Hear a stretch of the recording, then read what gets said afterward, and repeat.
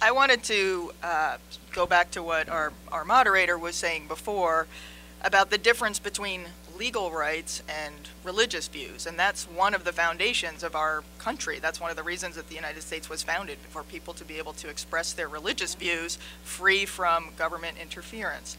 I don't think anybody in the LGBT community is asking for a church whose interpretation of the Bible is that there should not be marriage between two men and two women to perform a marriage. And under the law, they don't have to. If you look at a couple where there's, say, a Jewish man and a non-Jewish woman, a rabbi might say, you know what, I only marry people within the faith, and I'm not going to perform this ceremony. And nobody can legally change that, but that couple can still go to City Hall and get married and have all the legal benefits that flow from marriage, including having their children get benefits automatically and having Social Security benefits if one of them should happen to die. So I don't think there's any point in trying to change somebody's deeply held religious views or trying to change their interpretation of the Bible. Obviously, it's a living document, and different people can interpret the language in there in very different ways. To me, it really comes down to the question of what is family and how do our laws affect that. And I can say personally, I'm a mother of three. I gave birth to one of our children, and I gave birth to two of our children, and my partner gave birth to our daughter. And I think anyone sitting in this room knows from their own personal experience what makes a parent. It's not having the same genes necessarily. It's, being the one who gets up at 3 in the morning to change a diaper, being the one who lets the kid in bed when they have a nightmare and all you really want to do is sleep.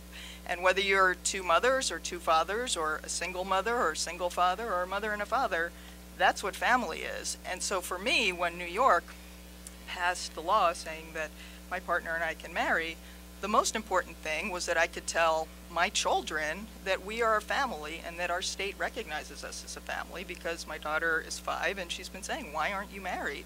And I can now say, you know what, now we can get married because the law used to discriminate against us and now it doesn't. And that, to me, is what's the most important thing.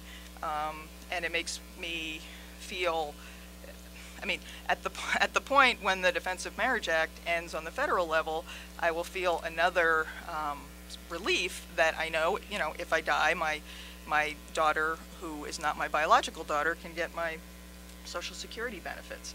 I think, we can look at things at sort of what would be the perfect world, and I think probably some people sitting here would say the ideal family is, a mother and a father, 2 kids and a dog or whatever.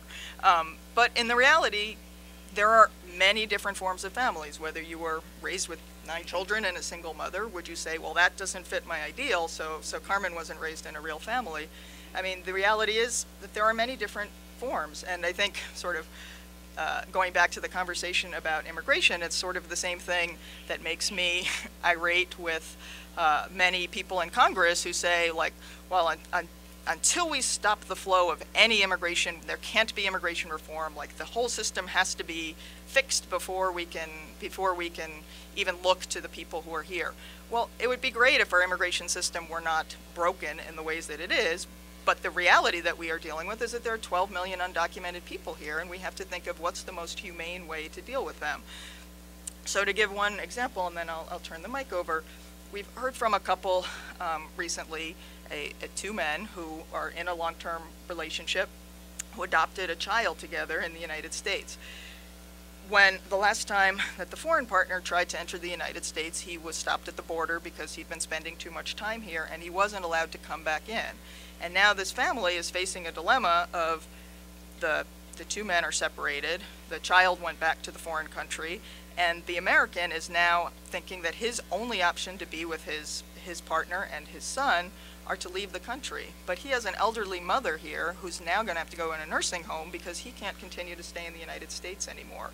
And when you look at the real people who are being hurt, it's not even the gay people, it's, the straight elderly mother, and it's the families that are being torn apart. So I would just say, it's fine to have ideals, it's fine to strive for them, but we live in a real world, and, I think what's most important is to think about who is hurt by discriminatory laws, and it's our families. And I think everyone in this room can agree that family is the foundation of our country.